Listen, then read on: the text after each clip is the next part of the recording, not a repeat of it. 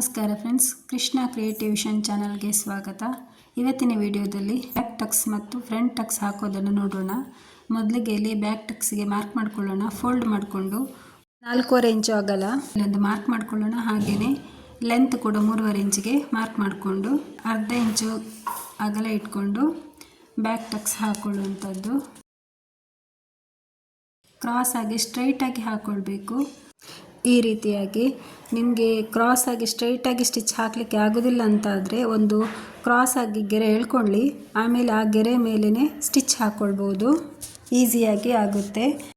ಇದು ಬಿಗಿನರ್ಸ್ಗೆ ಒಂದು tips, use ಮಾಡ್ಕೊಳ್ಬೋದು.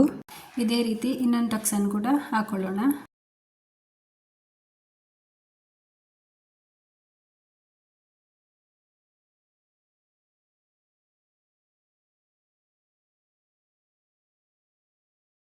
ಎರಡು ಟಕ್ಸಿನ ಲೆಂತ್ ಕರೆಕ್ಟ್ ಆಗಿದೆಯಾ ಅಂತ ಒಮ್ಮೆ ಚೆಕ್ ಮಾಡ್ಕೊಳ್ಳೋಣ.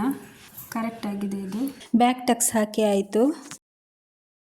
ಈಗ ಫ್ರಂಟ್ ಪಾರ್ಟ್ ಮಾರ್ಕ್ ಮಾಡ್ಕೊಳ್ಳೋಣ. ಈ ಸೈಡಿನ ಟಕ್ಸಿಗೆ ಇಲ್ಲಿ ಮಿಡ್ಲ್ ಫೋಲ್ಡ್ ಮಾಡಿಕೊಂಡು ಮಿಡ್ಲಿಗೆ ಒಂದು ಕಚ್ಚ ಹಾಕೊಳ್ಳುವಂಥದ್ದು. ಇಲ್ಲಿ 2.5 ಇಂಚು, ಅಲ್ಲಿಂದ 4 ಇಂಚು. ಈಗ ಆ ಎರಡರ ಮಧ್ಯ 2 ಇಂಚಿಗೆ ಒಂದು ಮಾರ್ಕ್ ಮಾಡ್ಕೊಳ್ಳೋಣ.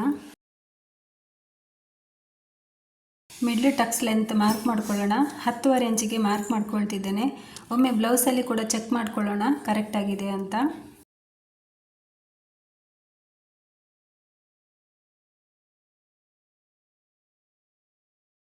ಕರೆಕ್ಟ್ ಆಗಿದೆ. ಇಲ್ಲಿ ಅರ್ಧ ಇಂಚು ಶೋಲ್ಡರ್ಗೆ ಸ್ಟಿಚ್ ಮಾಡೋದ್ರಿಂದ ಅರ್ಧ ಇಂಚಷ್ಟು ಜಾಸ್ತಿ ಇಟ್ಕೊಂಡು 11 ಇಂಚಿಗೆ ಮಾರ್ಕ್ ಮಾಡಿಕೊಂಡು ಸ್ಟ್ರೈಟ್ ಗೆರೆ ಎಳ್ಕೊಳ್ತಿದ್ದೇನೆ. ಈಗ ಉಳಿದ ಟಕ್ಸ್ಗಳನ್ನು ಕೂಡ ಈ ರೀತಿ ಗೆರೆ ಎಳ್ಕೊಳ್ಳೋಣ. 4 ಟಕ್ಸನ್ನು ಕೂಡ ಈ ರೀತಿಯಾಗಿ ಗೆರೆ ಎಳ್ಕೊಳ್ಳೋಣ. ಸೈಡ್ ಟಕ್ಸ್ ಸ್ವಲ್ಪ ಕ್ರಾಸ್ ಆಗಿ ಎಳ್ಕೊಳ್ಬೇಕು. ಇಲ್ಲಿಂದ 1.5 ಇಂಚಷ್ಟು ಕ್ರಾಸ್ ಆಗಿ ಒಂದು ಮಾರ್ಕ್ ಮಾಡ್ಕೊಳ್ಳೋಣ.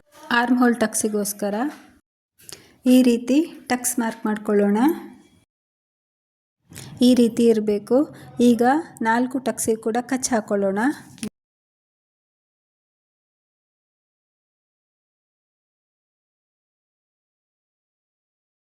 ಕಚ್ ಹಾಕ್ಕೊಂಡು ಇನ್ನೊಂದು ಪೀಸಿಗೂ ಕೂಡ ಇದೇ ರೀತಿ ಮಾರ್ಕ್ ಮಾಡ್ಕೊಳ್ಳೋಣ. ಎಲ್ಲೆಲ್ಲಿ ಟಕ್ಸ್ ಎಂಡ್ ಆಗಬೇಕು ಅನ್ನೋದನ್ನು ಮಾರ್ಕ್ ಮಾಡ್ಕೊಳ್ಳೋಣ.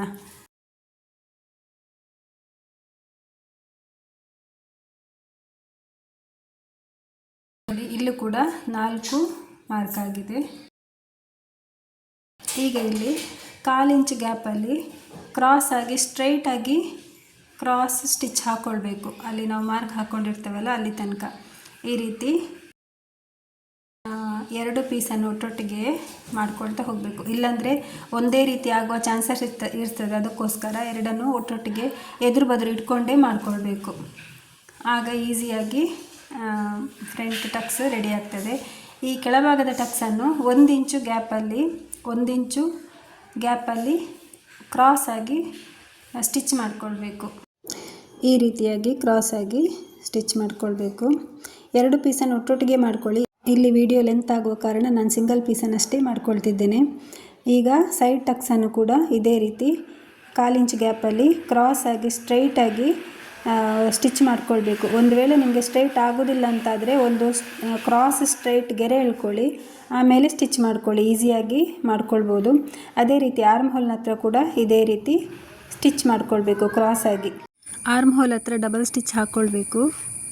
ಟಕ್ಸ್ ರೆಡಿ ಆಯಿತು. ಈಗ ಇದೇ ರೀತಿ 2 ಪಾರ್ಟ್ನ ಟಕ್ಸ್ ರೆಡಿ ಆಯಿತು. ನೋಡಿದ್ರಲ್ಲ ಫ್ರೆಂಡ್ಸ್, ಎಷ್ಟು ಈಸಿಯಾಗಿ ಬಿಗಿನರ್ಸ್ ಕೂಡ ಎಷ್ಟು ಆರಾಮಾಗಿ ಟಕ್ಸ್ ಹಾಕ್ಕೊಳ್ಬೋದು ಅನ್ನೋದನ್ನು.